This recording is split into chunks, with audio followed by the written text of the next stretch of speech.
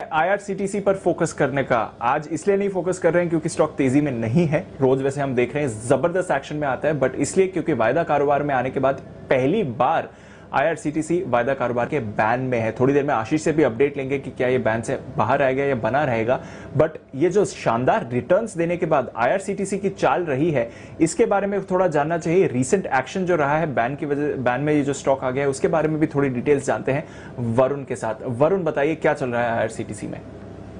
Definitely दीप, जैसे कि आपने कहा कि पहली बार एफएनओ में आने के बाद बैन में गया। मुझे याद है फरवरी के आसपास ये एफएनओ में आया था, मतलब मार्च सीरीज में, और उसके बाद पहले बार ये एफएनओ बैन में गया। लेकिन इस कंपनी की जर्नी है ना, जब से इस कंपनी की लिस्टिंग हुई है या फिर आईपीओ आया है, तब से काफी शानदार रही है। अक्टूबर 2019 में इस कंपनी का आईपीओ आया था, जो इशू प्राइस था 320 रुपए का था, और वहां से अब तक देखिए ये स्टॉक 10 गुना हो चुका है। इनफैक्ट जिस दिन लिस्टिंग हुई थी उसी दिन 2 गुना हो चुका था, करीब 640-644 के आसपास लिस्टिंग हुई थी। तो लिस्टिंग प्राइस से भी अगर आप निकालेंगे तो 5 गुना ये स्टॉक हो चुका है। 26 फरवरी को एफएनओ में काउंटर आया था, तब करीब 1700 के आसपास ट्रेड करता था। वहां से अब तक करीब 90% के आसपास की रैली जो है वो इस काउंटर में आ चुकी है। और एक बहुत बड़ा इवेंट जो इस कंपनी में हुआ था ना, वो है शेयर विभाजन का। मुझे याद है 30 जुलाई का वो दिन था जबकि कंपनी ने डिक्लेयर किया था कि हम शेयर का विभाजन करने वाले हैं। वहां से अब तक अगर आप देखेंगे तो करीब 40-41% के आसपास की रैली जो है ये काउंटर दिखा चुका है। हालांकि अब तक मेरे ख्याल से रिकॉर्ड डेट का ऐलान नहीं किया गया है, लेकिन स्टॉक स्प्लिट का ऐलान कर दिया गया है और उसके बाद से भी लगातार रैली इस काउंटर में चल रही है। इनफैक्ट पिछले 5 दिनों में अगर आप देखेंगे तो काफी इंटरेस्टिंग रुझान देखने मिला है। पिछले 5 दिनों में यानी कि 2 तारीख से अब तक, 2 सितंबर से अब तक लगातार इस काउंटर में तेजी देखी जा रही है। और पिछले 5 दिनों में करीब 20% के आसपास की रैली जो है इस काउंटर में हो चुकी है और अच्छे खासे वॉल्यूम के साथ हुई है। 7 सितंबर को जो वॉल्यूम हुए थे इस कंपनी में 1.16 करोड़ के आसपास हुए थे। इनफैक्ट जब से लिस्टिंग हुई है इस कंपनी की, 7th हाईएस्ट वॉल्यूम जो है वो इस कंपनी में 7 सितंबर को हुए थे। आप अपनी स्क्रीन पे देख सकते हैं किस तरह के वॉल्यूम जो है इस कंपनी ने इससे पिछले दिखाए हैं। इनफैक्ट एफएनओ में आने के बाद ये जो वॉल्यूम्स हुए थे 7 तारीख के, वो सबसे हाईएस्ट लेवल पे थे। मुझे याद है दिसंबर 2020 के बाद के सबसे हाईएस्ट लेवल के वॉल्यूम जो है वो 7 तारीख को इस कंपनी में हुए। और इसके लिए आपने देखा कि किस तरह इसकी मार्केट वाइड पोजीशन बढ़ी और उसके बाद ये स्टॉक जो है वो बैन में आया।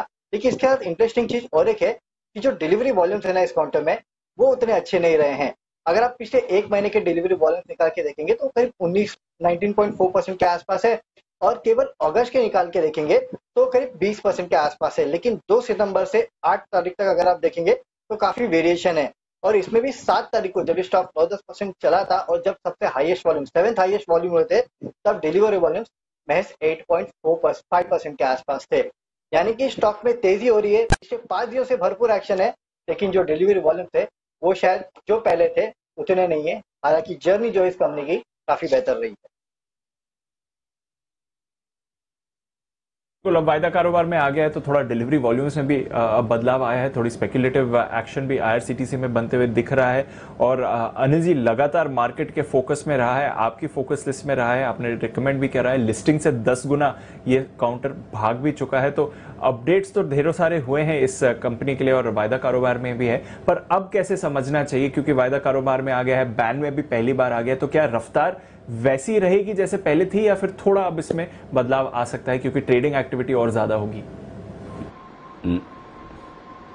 ना रफ्तार तो कम होगी और होनी भी चाहिए दीप। मतलब ठीक है, अच्छी कंपनी है, अच्छी नहीं है, बहुत ही अच्छी कंपनी है, शानदार कंपनी है। लेकिन भाई मतलब हर एक चीज एक भाव से बहुत अच्छी होती है, एक भाव से अच्छी होती है, एक भाव से मतलब महंगी और खराब होती है, ठीक है ना। तो ये महंगी और खराब वाली कैटेगरी में नहीं है, ठीक है। अब बहुत अट्रैक्टिव हो वैसा नहीं है। अब आप मुझे पूछोगे तो जो कॉन्फिडेंस 1500, 1700, 2000, 2200, 2500 तक था, वो अब 3300, 3400 में कैसे आएगा? करेक्ट। सो थोड़ा करेक्शन आ जाए आगे पीछे किसी वजह से, तो फिर उसके बाद खरीदने के बारे में सोचें, ज्यादा बढ़िया है। पुराना पड़ा है रखिए, कोई टेंशन नहीं है, ठीक है ना। स्टॉक अच्छा है, सब कुछ ठीक है, तो पहले पड़ा है आपके पास शेयर तो पड़े रहने दीजिए। और बाकी ट्रेडिंग का जहां तक सवाल है वो तो बैन में तो अभी कोई एक्शन ज्यादा होना है नहीं, पोजीशन कमी होगी जो होनी है। जब तक बैन से बाहर ना आए नया खरीदने के लिए इंतजार कीजिए। व्यू पॉजिटिव है, बुलिश है, कोई दिक्कत नहीं, लेकिन फ्रेश एंट्री अभी नहीं, इंतजार के बाद, थोड़े करेक्शन के बाद। जी दी बिल्कुल, अब फ्रेश एंट्री की बारी नहीं है, अब थोड़ा करेक्शन है, उसी का आप इंतजार करें। आईआरसीटीसी पर जबरदस्त एक्शन में रहा है, 3300 के लेवल्स आपको आते हुए दिखे हैं। अब थोड़ा इंतजार करिए। और वैसे भी वायदा कारोबार के बैन में है, अब देखते हैं बना रहेगा बैन में या बाहर निकलेगा, वो अलग बात है। बट नजर है IRCTC पर। आइए चलते हैं